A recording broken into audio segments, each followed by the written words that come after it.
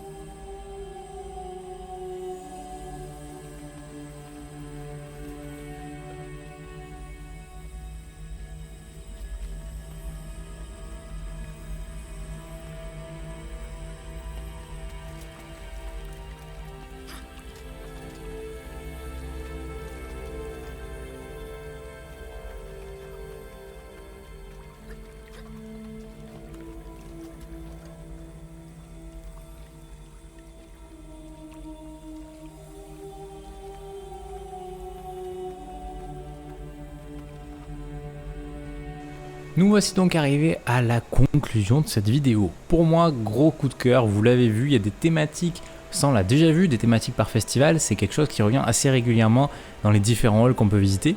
Mais cette fois, j'ai trouvé que ça fait vraiment en fait parc d'attractions où vous entrez, vous avez 3 mondes qui s'offrent à vous, vous choisissez celui que vous préférez et paf, un coup de portail et c'est parti.